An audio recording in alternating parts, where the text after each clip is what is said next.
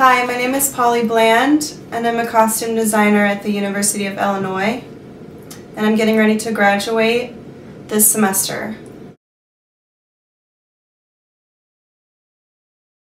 It's kind of a childish, stylized way of artwork is how I would explain myself, because of a lot of the missed opportunities I had as a younger child to create due to other circumstances. So it's kind of a continuation of that, and very stylized, very much like found objects like hydrangeas and plastic fruit, that kind of thing.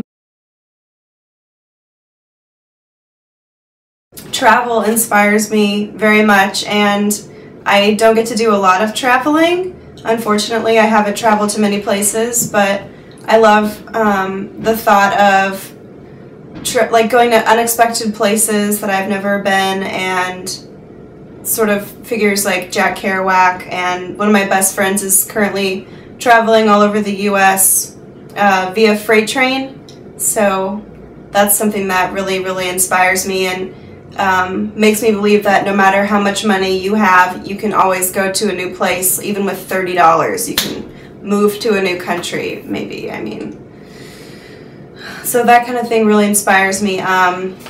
Lots of color inspires me, like the way that people mix colors, just never wearing black or white.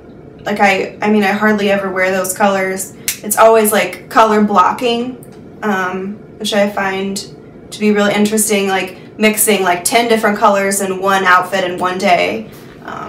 Lots of people just look at me like I'm kind of insane, but I try to make it work as best as I can.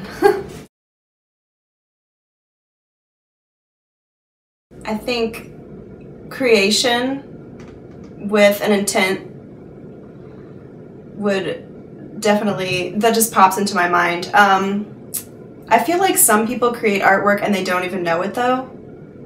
So I think there's a huge broad range of what is art, what is not art. There's a line in between that that's very thin. Like someone can just blow their nose and put it on a canvas and say, oh God, that's art, you know? And it sells. And for you? And for me, I love to paint the most. I think like when I'm in the middle of a painting, I just lose myself. And when I'm in the middle of designing a costume or reading a play, my mind just goes wild of like, oh, I could put this character in a bow tie, a blue bow tie with like stars on it or stripes, and that would convey that he is an absolute nut, and that would convey his personality, you know?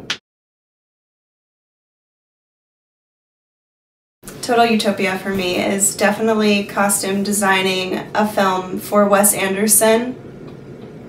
Also, I would love to come out with my own shoe designs and actually design under Polly Antiques, under, you know, shoes, clothing, accessories, everything. Dresses, people be wearing them all over the world, and eventually be the first antique store to become a chain. So still have antiques and vintage, but also all of my original artwork, and then expand like all over the world with that, with Polly Antiques would be my ultimate dream too.